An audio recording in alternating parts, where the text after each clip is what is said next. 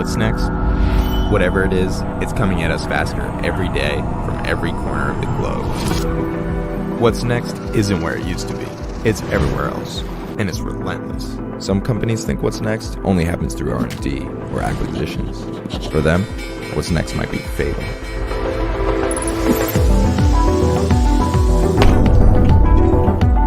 The most innovative companies are partnering with startups to do more with less, to hack problems, and to unlock growth.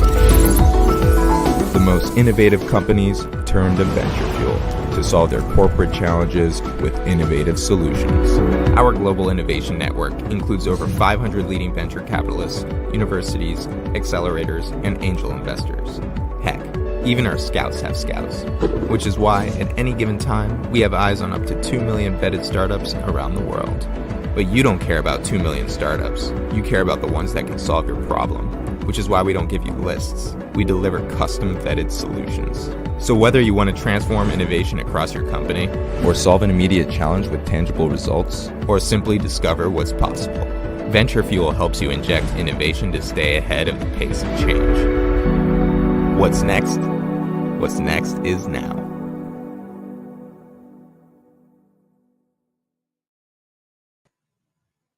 Hey everyone, so glad you could join us today. I'm Fred Schonenberg. I'm the founder of VentureFuel. This is one of my favorite events that we do. This is a celebration of our Venture of the Year and Visionary of the Year.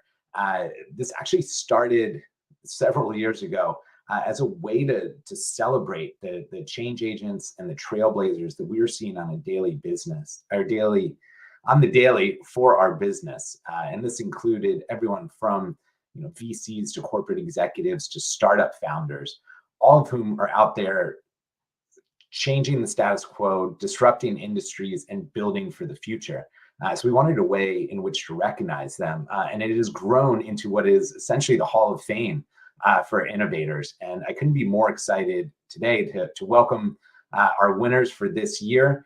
So I'd love to bring them to the stage. We're going to have a great conversation around what they're up to, what you can learn from them, and the future of how to innovate. So if we could bring them both on, first up, and I'm going to have them do the full introductions of themselves, but Antonia Dean from Comcast and Shyla Dixit from Curio Digital Therapeutics. First off, congratulations to both of you. One of the things that's very cool about this honor is that it is voted on by your peers. So we put forth the top nominees, and then we do outreach to your peers, as well as the other folks that were nominated. And both of you won quite convincingly, and I think it's a testament to what you're building and what you do. So to bring the crowd up to speed on that, Antonia, let's start with you. Could you introduce yourself and what you do for Comcast? Sure. So hi, everyone. Thanks for having me today. My name is Antonia Dean. I am the Director of Startup Pipeline Diversity for Comcast NBCUniversal. And in short, what that means and what I do every day is try to make sure that the founders that we choose to invest and partner with are representative of the communities where we do business and the customers who use our products. Comcast NBCUniversal is a nationwide global company. So our founder portfolio should look like the world in which we operate. And so it's my pleasure and my job to make sure that those founders know about us, know what we're working on, and know how they can tap in and partner with us. I love it. And Shia, what about you? So thank you so much, Fred and Antonia. So such a cool thing. Like really, I have some ties with NBC. I come from GE Healthcare at one point of time, so would love to chat about that.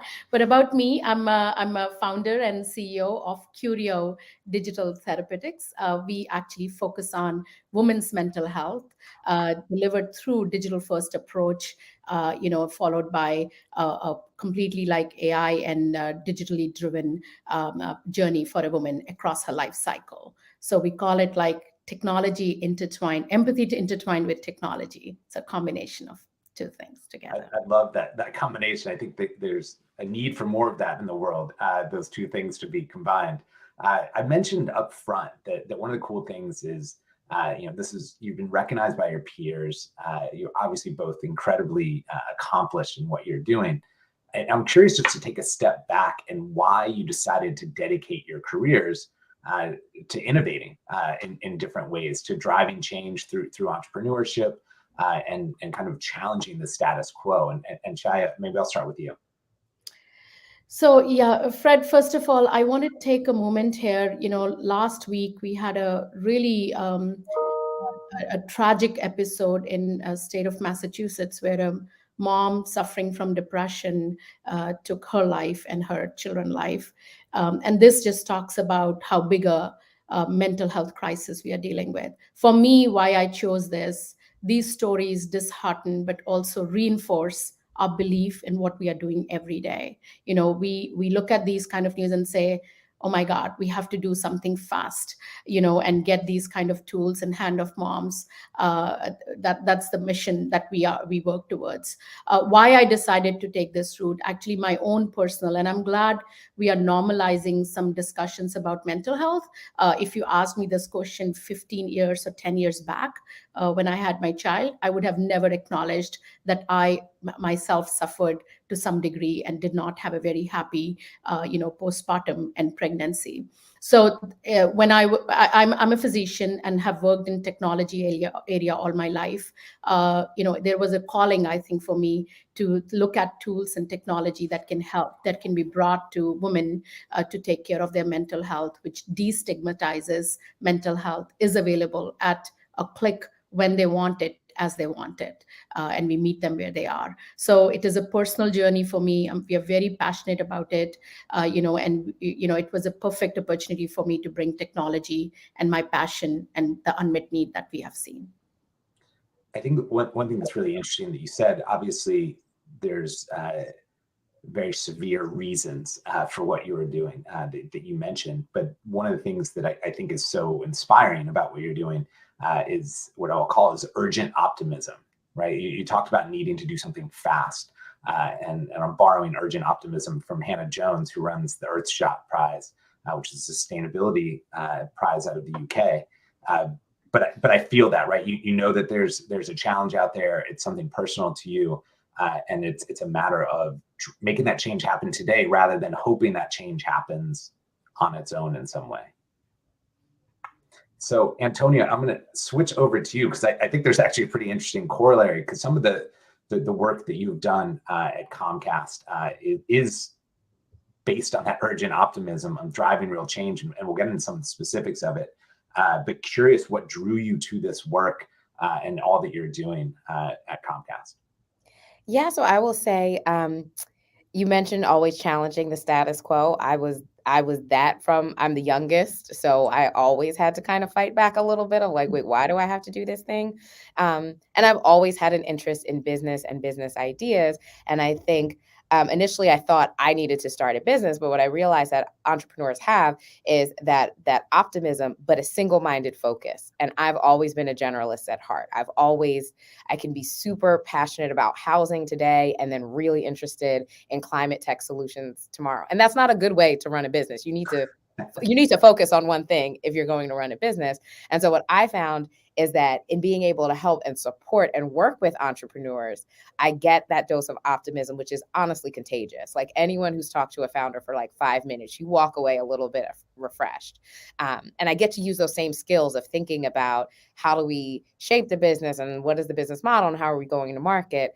But I get to do it in multiple ways across multiple different industries and verticals. So for me, it's been a nice combination because I'm truly a generalist and I couldn't pick one area to focus on and turn into something great. So instead I've picked all of them and help try to be some wind in the sails for other folks who are building.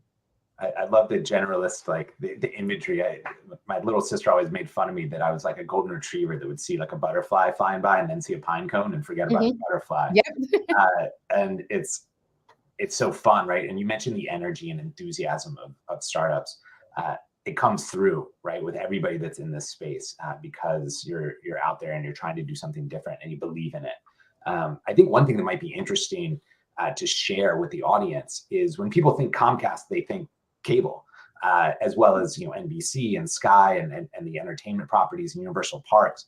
But some of the work that you're doing, people wouldn't naturally associate it with Comcast. And maybe specifically, you could talk just high level about the FinTech program as well as the care tech.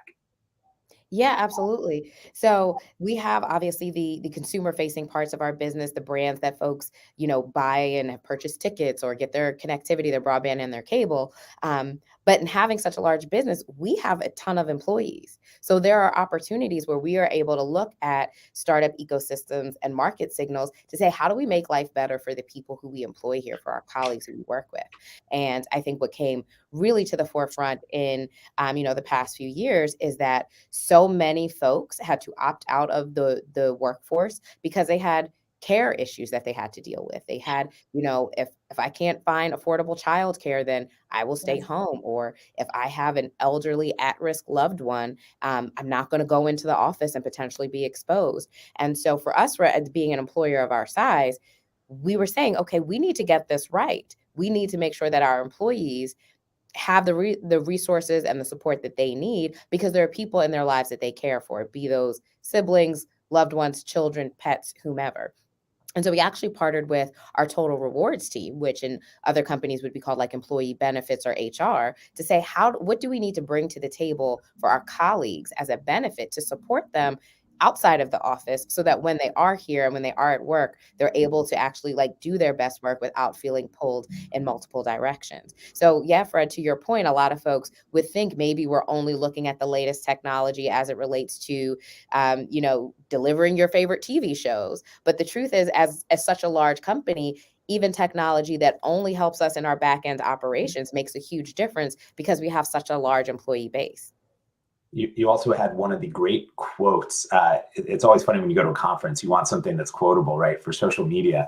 But you were talking about the Care Tech program, and you said the future of care is the future of work, which I thought was just such a beautiful way to think about the fact that this is all of us, right? We're all in this together, and there's so many opportunities to support employees and colleagues and clients that supports the whole person.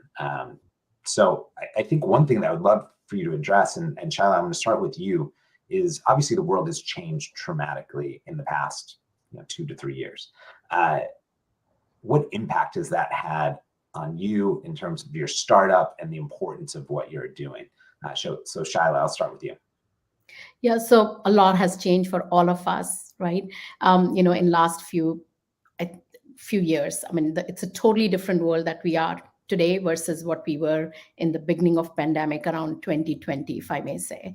So a lot of things from our startup, from our personal perspective, it gave me time to reflect, and I think make sure that I have a stronger inner circle, because when things go bad, it's your friends and family and inner circle that you rely on. This is just a personal thing, as I think sometimes entrepreneurs, working, we every day we just keep on going on about our life, right? I think it was a moment of reflection that, have I invested enough in my inner circle? And those are my core strengths that are going to be with me when things are not going the way they should be, right? I mean, we all reflected back on our family and friends and relied on them for, that even social strength that was needed in the moments of isolation that we all had to go through.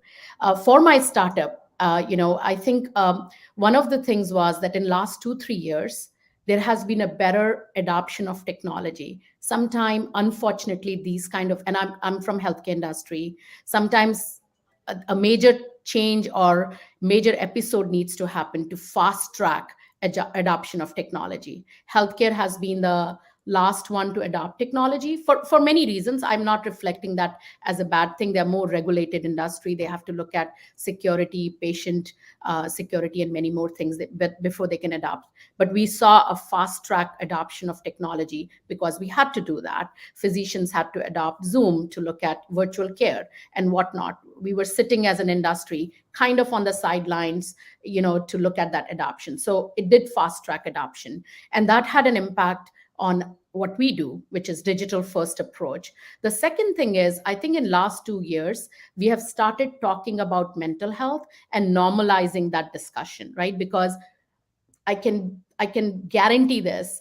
Each one of us have somebody in our first degree who suffered from some form of mental health It could be there is a variation in spectrum from anxiety to all the way depression and whatnot, right? So we all had started, since we were all impacted to some degree, I think we all started talking about mental health issue in a more normal fashion, that this is okay. It's okay to be not okay, right? I mean, so I think that has been a very big aspect as well. So a combination of these 2-3 things had actually, I'm a different person from what I was personally. Our company actually, the adoption of our company and having a discussion about mental and digital had helped us have that dialogue, which I don't think so we would have been able to have it 5 years from before the pandemic started. So that's what has changed for me personally, my company, and the industry per se.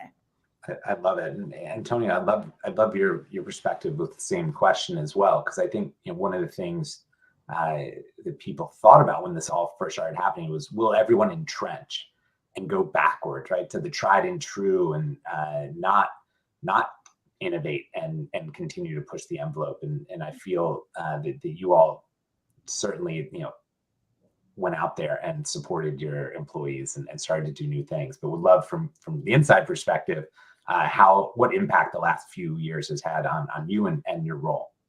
Yeah, so I would say that I think similar to what Shyla mentioned is, February 1st of 2020, what we conceived of the realm of possibilities was much smaller than what we conceive of it now. Like, I distinctly remember at this point 3 years ago, the first rumblings and being like, we would never shut down. Like, it was unprecedented. It, like, couldn't even imagine it. I was like, how would that possibly work? It couldn't happen. And then it did. And like, we figured it out and made it happen. And so I think that experience has led us all to be like, okay, well, what else did we think couldn't possibly happen? And let's see actually if that's true. Could it? And what would need to be true?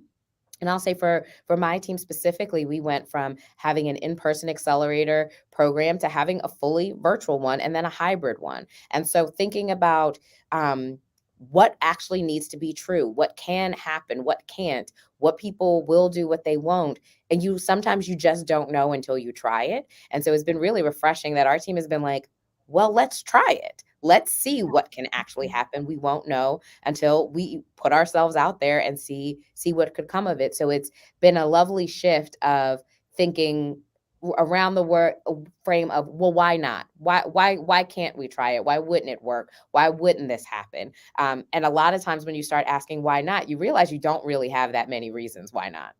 Yeah, it's really cool. It's sort of the old venture capital framework of, well, what if it works? Like, what if it's amazing?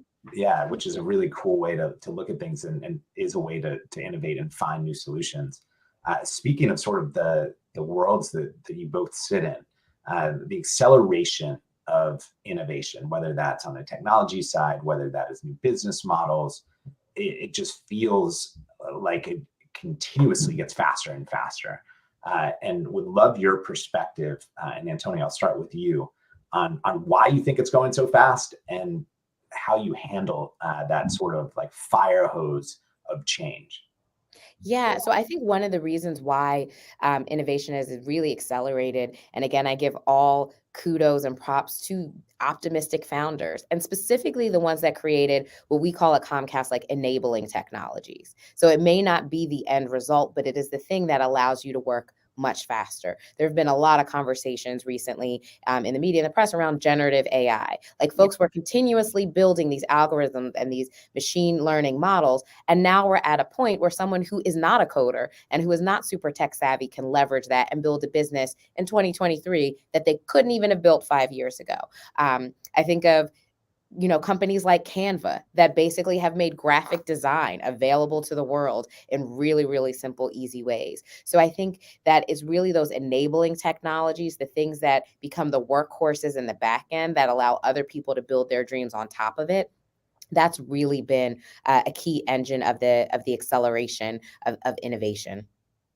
How do you stay in front of that? I mean, you mentioned sort of generative AI, like that wasn't in the popular word bank, right? Like, nobody put those two words together unless you were very deep in the weeds a year ago, or I would say the vast majority of people weren't talking about it 3 weeks ago. and Right. sort of has jumped onto the scene. How do you stay in front of all of that and make sense of it as sort of a forward thinking part of Comcast overall? Yeah, so I think for us, we kind of do go at it in two ways. So one is you just have to be broad in your interests and really see what's happening in the world. Fact gather, go to the things, walk the floor at the convention, see what the world is doing, just like give yourself a ton of inputs. And then the key is every input is not going to relate to an output. Sometimes things are just going to inform your thinking.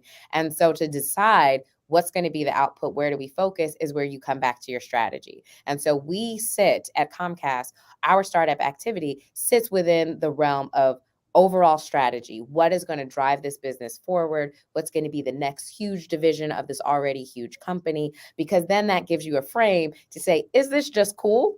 And I see a lot of things where I'm like, that's really cool. I just like it.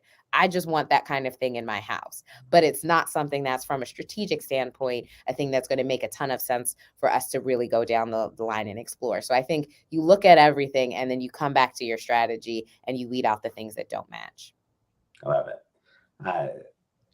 Shyla, can you speak to the pace of change and how it's either sort of giving you the tailwinds as you scale your business, but how do you stay on top of all that's happening and what how do you make sense of the sort of speed with which everything is changing? So, first of all, I cannot just agree more with what Antonia just said. I call it like an open innovation platform, right? So there are platforms that are being created for open innovation, ChatGPT being a good one as an example that has, got a lot of attention in the last few months, where we as founders can focus on core of the problem solving while those tools are made available to us as a platform. It helps a lot. I think more and more we adopt a thinking around open innovation, I think we will be able to see a fast track. So how to keep yourself on the front of all of what's happening, because it's happening at a very, very fast pace every week, every month, which is great.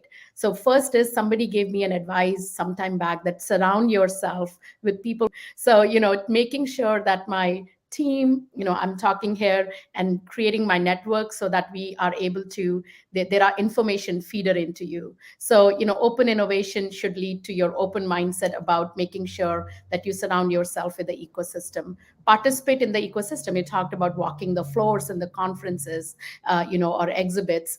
Similarly, even in everyday, opportunity, make sure that you're part of, sometimes you want to be part of accelerators or some programs, not necessarily, you may know what your business is going to be, but even to know and understand what exactly other areas are going.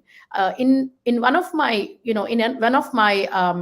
work, actually, I was incubating a concept when I was at GE. I was part of the incubation team, and I was told, in my team I had aeronautic engineer. I'm a physician. I'm like, what am I going to do with aeronautic engineer?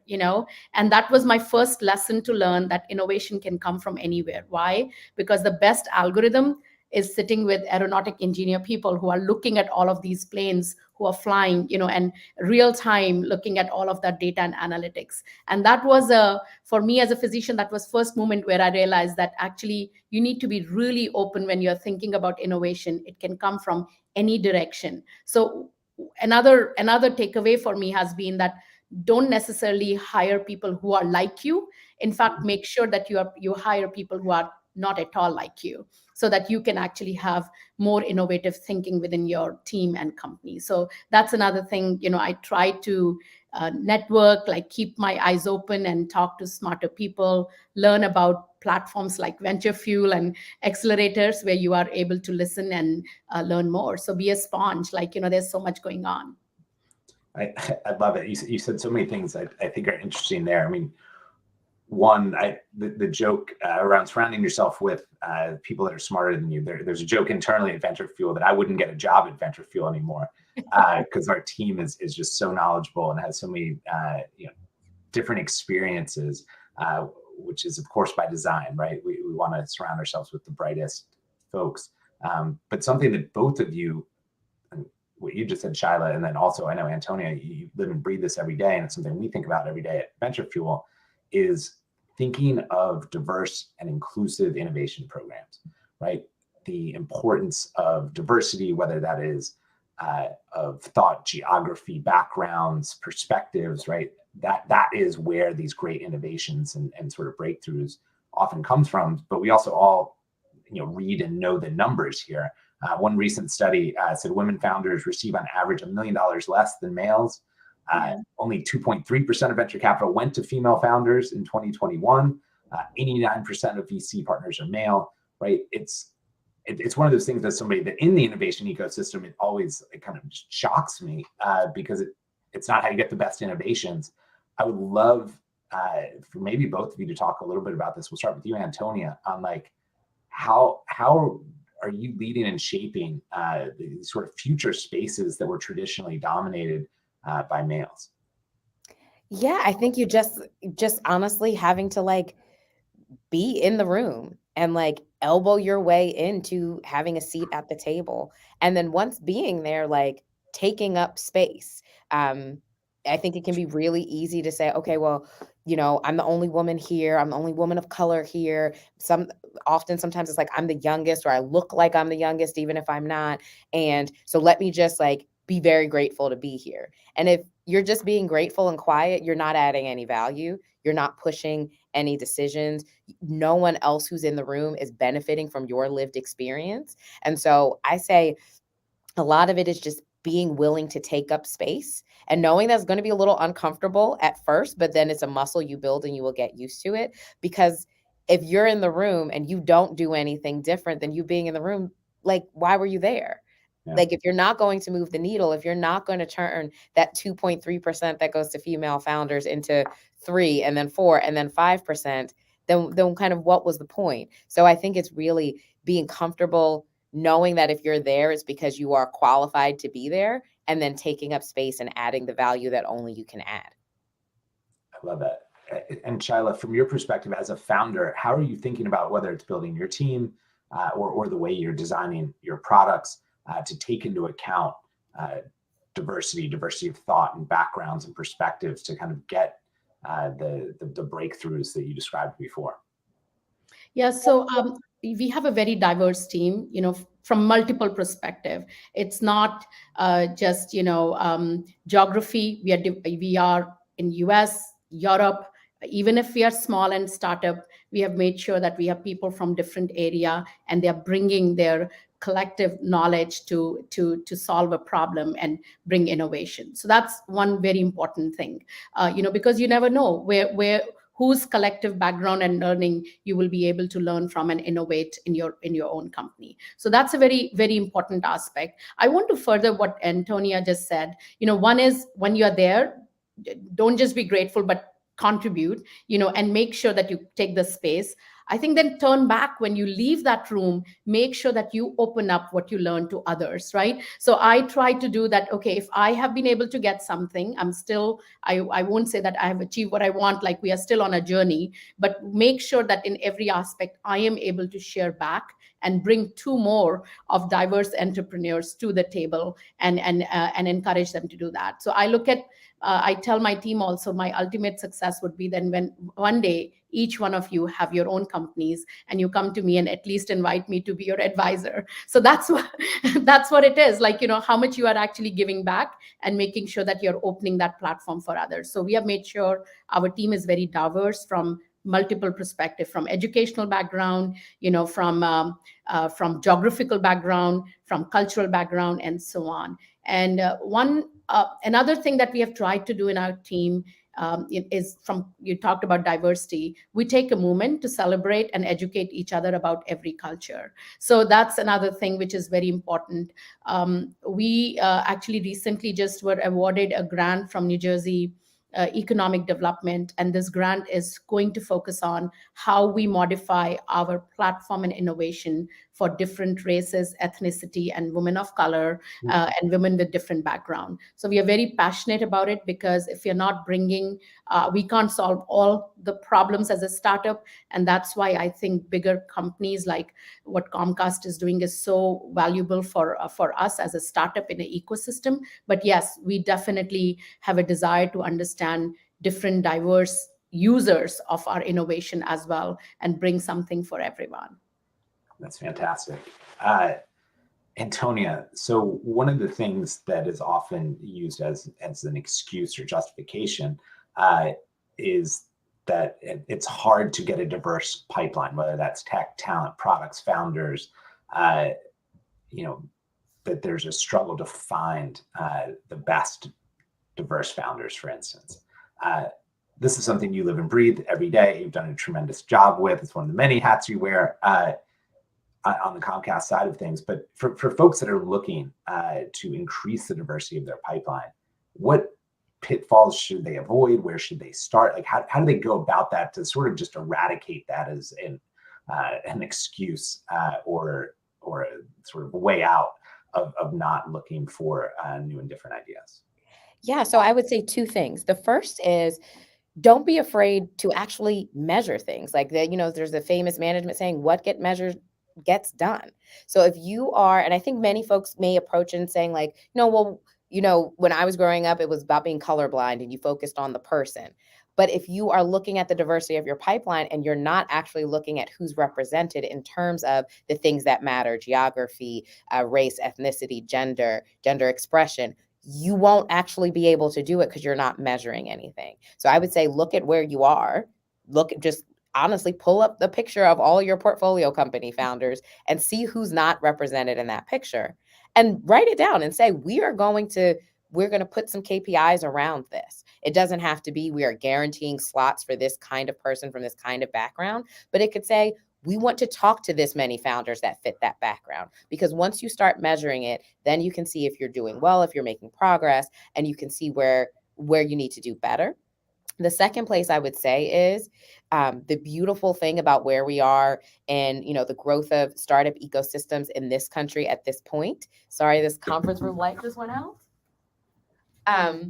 But the beautiful thing about it is there are startup ecosystems and networks and communities for every kind of founder in every kind of place. If you have too many founders from Silicon Valley, then tap into what's happening at Philadelphia with Philly startup leaders. If you want folks from the Midwest, tap into Flyover Tech. If you want more Black women founders, there are orgs that are focused just on that. You have Digital Undivided, Black Women Talk Tech, the Fearless Foundation. So you literally just have to look at where you are, decide where you want to go, and then start looking, because I promise you, there is a Slack community, a WhatsApp chat, a monthly meetup, a happy hour, if not a full-fledged organization with a conference that is serving that group of founders. And all you have to do is reach out. And I have found everyone will take an initial call and just say, here's what we're working on. Here's how you could get involved. Yeah, it's so interesting. I mean, when we work with our corporate clients, even on just a business challenge, one of the things that we've been doing for years is, we'll show 3 to 5 startup solutions. They can't be the same startup solutions, right? They can't all be delivering generative AI very down the road, right? We need variation, because you're attacking a problem from different ways. And over time, we continue to tweak that knob and be like, okay, where are these founders from? What's their background? What location are they from? Are they all US based? Well, we need to see what's happening in Europe. Okay, what stage are they, right? And so the easier thing would be like, here's your solution. I Google searched for a startup and this is what popped up. And I think that level of rigor and making that extra step, building new inputs and new ways of thinking is how you start to find the best of the best and new ways to tackle problems across anything you're doing. So anyway, let me switch back. Both of you are very involved in the startup ecosystem, and there are a number of founders listening. I would love any piece of advice you have from being in the trenches, from doing this, from either helping businesses, startups scale up to actually starting up and scaling up your own business. What advice do you have for founders out there on how to take their business to the next level? And Shyla, I'll start with you. Sure. I was thinking about this. So I think one very important thing is, at least this is true for me, find something that you're really passionate about, right? When passion meets an unmet need, then you can focus and you're not worried about small bumps that come, because bumps do come. It's not a linear journey for a startup. It's always up and down. And sometimes for startup, up and downs are actually on a weekly basis, just because it's a startup, right? Every small activity does have an impact in either positive or a negative way. So that's a very important thing. But if you have a area where you're working on, you're passionate about, and you meet your passion with the unmet need, then I think you have this, I think you talked about this restless, ambitious entrepreneur who wants to get out and get a solution out there soon. And then second thing is kind of related, I would say, resilience is really important. It's not, you can see, I was telling someone, I'm like a duck. Entrepreneurs sometimes look calm, but what's going on? I'm really trying to pedal very fast beneath the water, right? So resilience is important, but still making sure that you try to maintain your calm is really important as well. So just keep going. I think that's really important. And Antonia, before I turn it over to you, I know it's something we've talked about before, is that there is that moment, right, where passion hits the unmet need. And it's funny, the best founders, you can feel it. They wake up in the middle of the night, and when they do, they're thinking about, oh, I can do this thing. What about this thing, right? They're consumed in hopefully a very healthy way about the problem they're solving. And when that matches up with a real value add, that's where they get through the inevitable hurdles and the needs for resilience. So I think that was extremely well said. Excuse me, well said. Antonia, from your perspective, I mean, you're seeing literally hundreds of startups pitching, then getting within Comcast, scaling within the business. Curious if you have any sort of general advice like that for founders. Yeah, so I can just share kind of what I'm looking for when I'm looking at those pitches. And so at the earlier stages, it is really what Shyla mentioned. I'm looking at how close are you to your problem and how curious are you about the problem? Like, really dig in there. Who experiences this? When? What time of day? How old is that person? Like, how much is the solution worth to them? I'm really interested in how close the founder can get to the problem and how curious they can stay. Because if they can get close and stay curious, then they can find a solution that might work. But if they are dead set on this is the way to do it, well, it may not pan out. Every successful founder will tell you they've pivoted multiple times to get to where they are. So at the earlier stages, I'm really looking at that kind of proximity to the problem and the curiosity. And then as the company grows and they're looking at scale up, I'm starting to think of, how is this person as an executor? How do they get things done? And part of that is, how do they get out of the way and enable their teams to execute? So at the early, it's interesting because at the early stage, you got to know more than everyone else.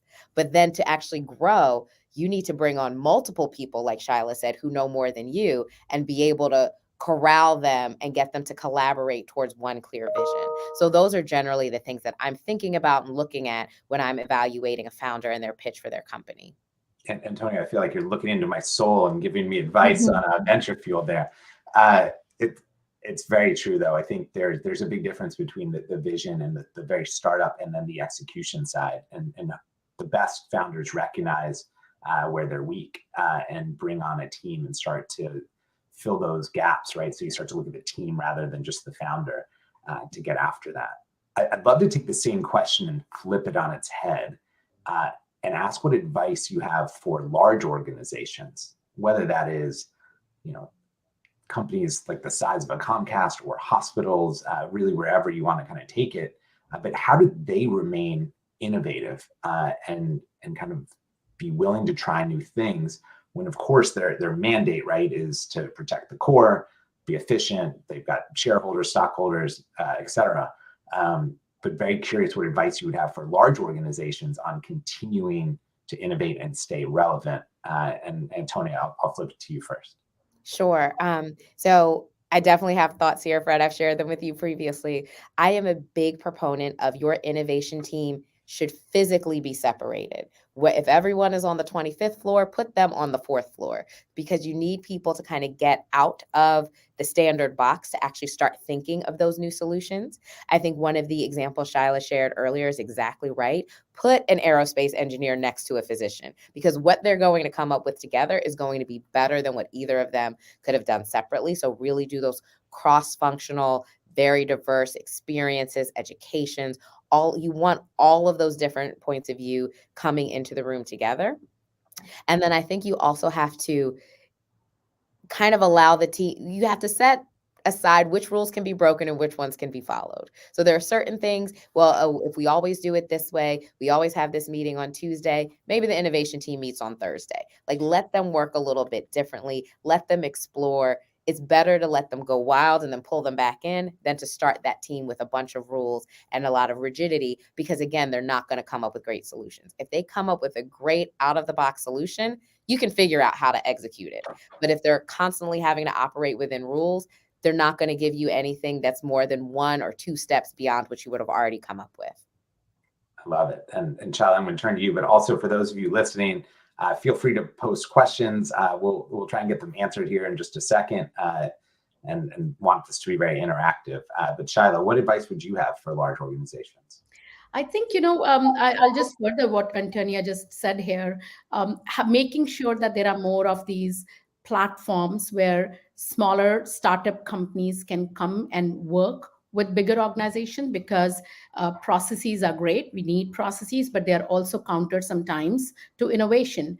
The smaller companies, we are sometimes nimble. We are able to do things faster and often driven by passion of 1 or 2 people, which is very difficult in a larger organization to get everybody along. Like, it may be one person's passion, but then you have all of this, approval process that need to happen to execute on something. And that's why a platform where multiple startups can scale or grow or innovate is really important. And my request to all big companies would be that, and we are seeing more and more of them, to create such platforms to work with smaller companies and startups, because sometimes startups are able to do it because they don't have that very strict box around them, and often they are driven by somebody's passion, who has seen that unmet need, very closely experienced it, and they are trying to bring a solution.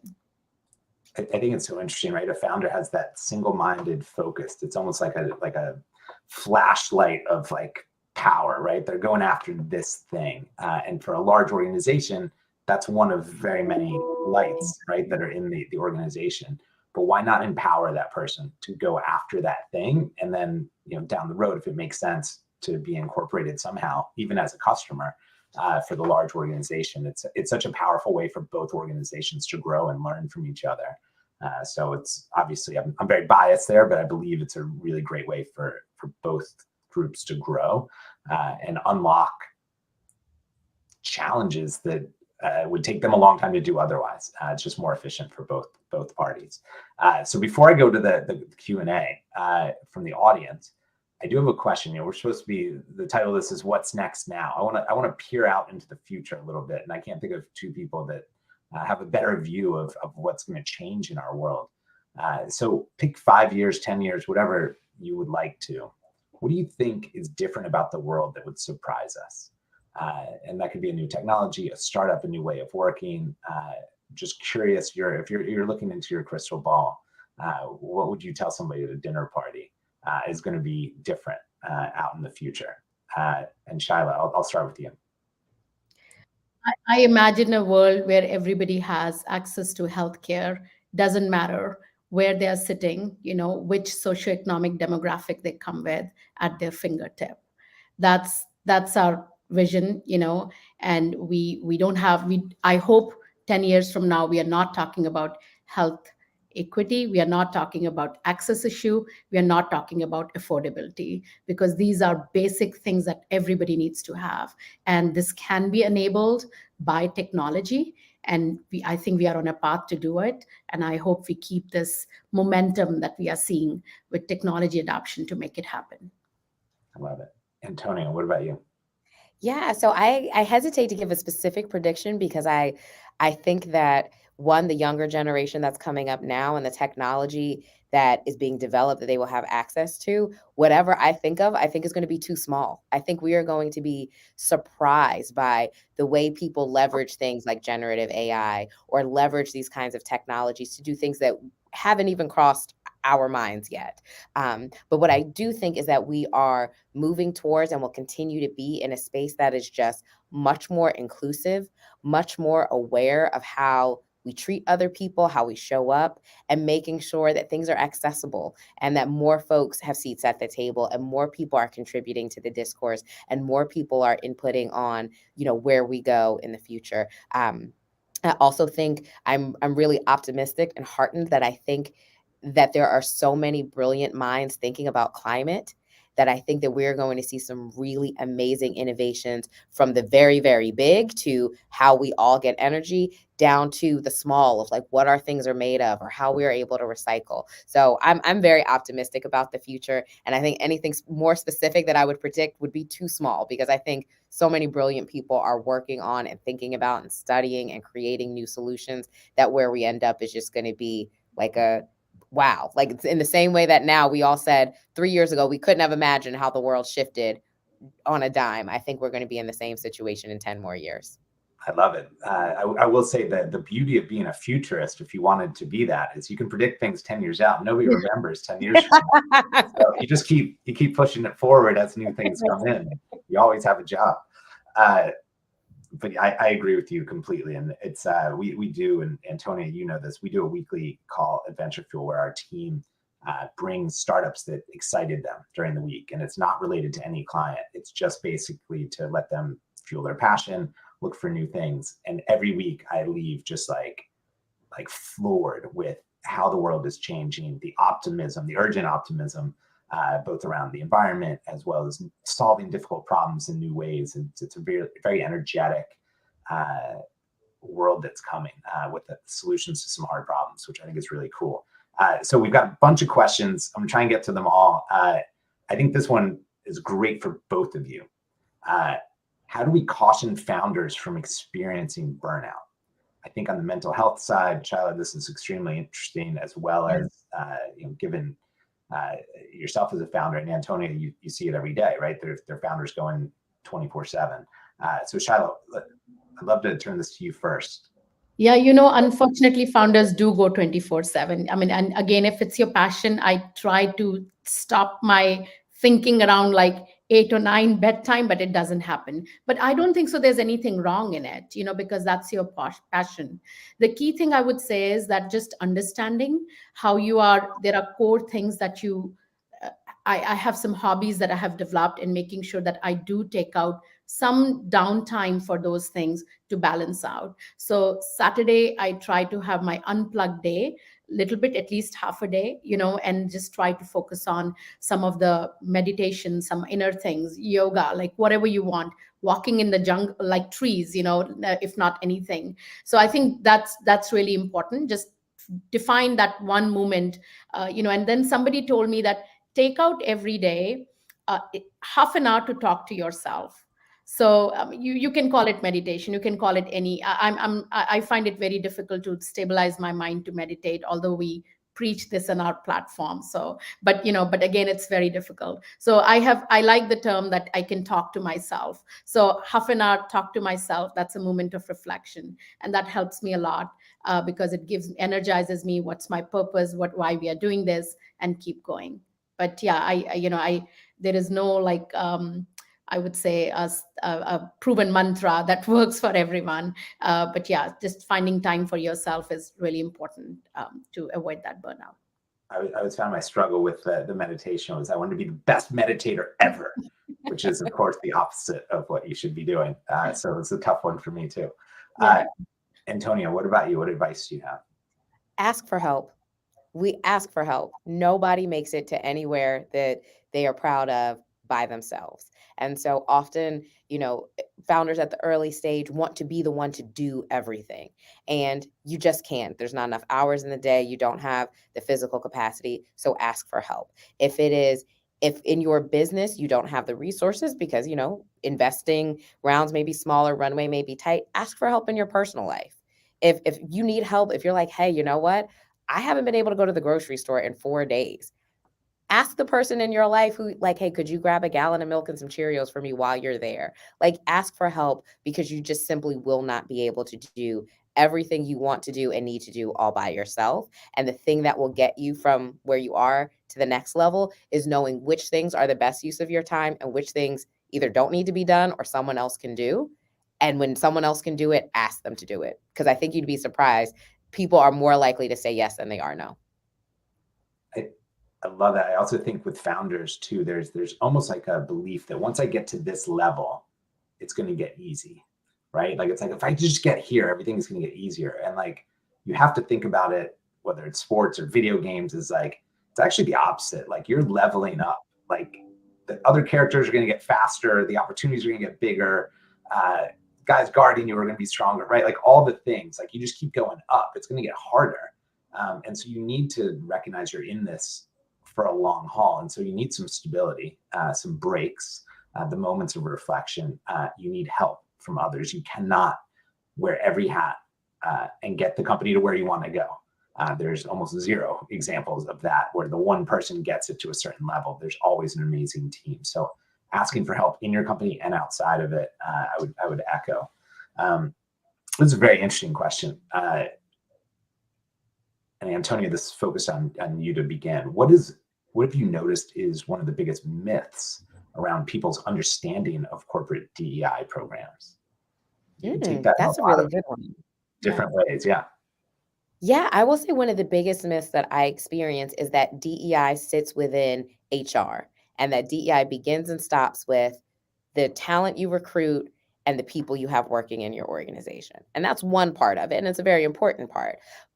But there's also the piece of baking those principles into how you operate. And so that's what my job is more focused on, is how do you take those DEI principles and apply that lens to how you're sourcing companies, how you're engaging with them, how you're, setting up the programs or the interactions with them. So DEI is not just about your team. It's not just about talent acquisition, development, promotion. It is really about how, like, that's, I would say, level one, like, start there for sure. But keep pushing and bake it in and say, okay, again, how are we engaging with this? Are we only inviting, founders to office hours that take place from 3 to 5 p.m.? Okay, you might be excluding founders who have young children that they have to care for. So it's, how are you inclusive along all lenses? If you're only doing 3 to 5 p.m., are you only looking at people in the US? What is a time that would make sense for a founder who's based elsewhere in the globe? So for me, the myth is that it's only about your team, and it's really about your operating principles and how you apply that lens to kind of every business decision that you make. I love it. Charlotte, is there anything you would add to that? No, I think I love it that it should be like actually the fabric of the culture. Should not just start as like, okay, we have enough diversity, some programs and done. It's actually an everyday thinking, how you just integrate and make it a part of your fabric of your culture. So absolutely. And a very important, since we are talking about innovation, I think DEI should be there should be another I after it, which is innovation. You can't innovate if you don't have DEI. So it's not just culture. If you are thinking about that you are an innovative company, you need to have a DEI as part of your thinking, that we are going to innovate because we have diverse thinking in our team, people who are contributing from different kind of backgrounds. I also think if it's part of your fabric, it's not just a press release, right? Like, and people feel that. Yes. And they recognize it's true. I remember years ago, we were searching for vendors for something at VentureFuel, and the team was presenting me with very big company solutions. And I was like, where are the startups in this space?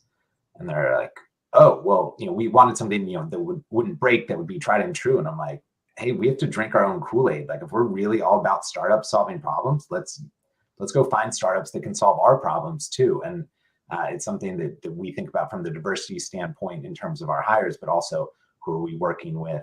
What are the programs we're working on? And I think that authenticity starts to come through when you really live and breathe it. So I love the idea of it becoming part of the fabric of how you're thinking.